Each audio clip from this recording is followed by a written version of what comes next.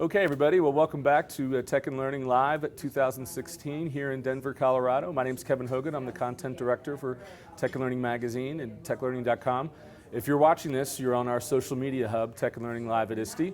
Hope you're putting your tweets in and putting your posts and following along. And this is kind of a fun experiment for us. First time doing it live. So it's kind of practicing what we preach when it comes to using technology in education. And with me right now is Sam Pemberton. He's the CEO of Imperio Software. Sam, thanks for stopping by. Thanks for having me, Kevin. Give us a little background on the company and what kind of technologies that you're involved with. So, Imperio Software, we're about 80 people spread across two sites, Los Angeles in California and Nottingham in England. And we focus on education, schools and colleges. Okay. Provide those with software to help them. So go into a little bit more detail on that. So classroom management, curriculum? Yeah. So there's three areas. Classroom management is the first. Yeah. So that's helping teachers to teach, yeah, educators to educate within the classroom, using technology to help that. The second area is network administration tools. This is where IT guys and network administrators can really make the most of the technology at their disposal, yeah, with state-of-the-art tools to help them to do that. And then the third area, in the area that's probably the most interesting in some respects, given the current climate in terms of current affairs, is our keywords libraries, and this is all about protecting children from the myriad threat that they face in the online world, right, including, of course, at schools. Sure. So now, how long has the company been in existence? So we're over a decade old now. Yeah. We've recently expanded quite considerably, and we're looking for some pretty major expansion. We're up to now 500 school districts using our software in the States. Yeah. About 40 to 50%, you can probably tell I'm from the UK originally, about 40 to 50% of UK schools using our software as well. Right. So, a nice critical mass. Yeah. And a nice base for us to look across and work out what to do next. Right.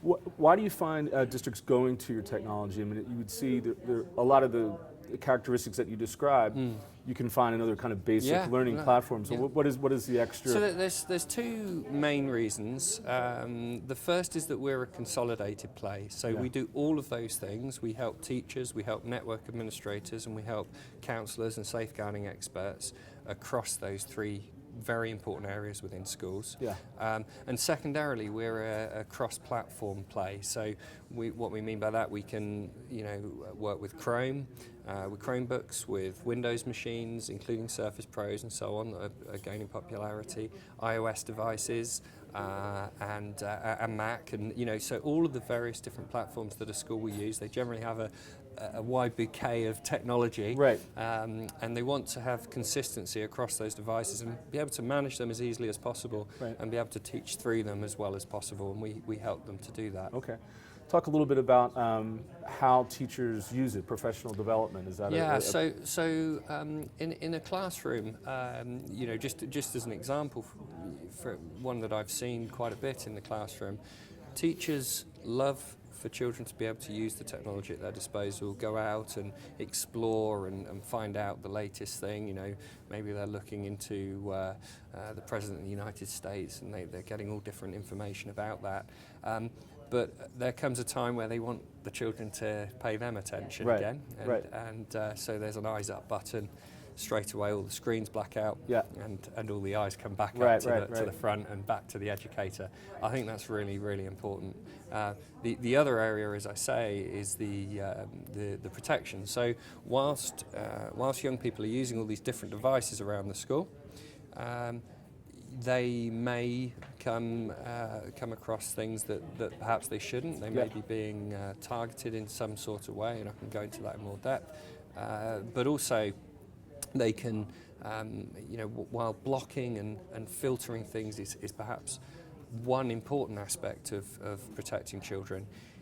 What we've found and what research shows is that by trying to block, you end up with a disharmony and a disconnect between the young people and the teaching staff, and actually children doing their level best to get around those systems. Right. It's forbidden fruit, really. Yeah, exactly. And so what we do is we look at it a very different way. We monitor the devices and we explain to the students why we're monitoring, what we're doing, and then we provide counter narratives and explanations on why perhaps those things are potentially a danger to them or to others around them. Right. Now, I'll assume that this product is kind of a district buy, something that's happening at the... Well, I mean, we have individual schools that buy.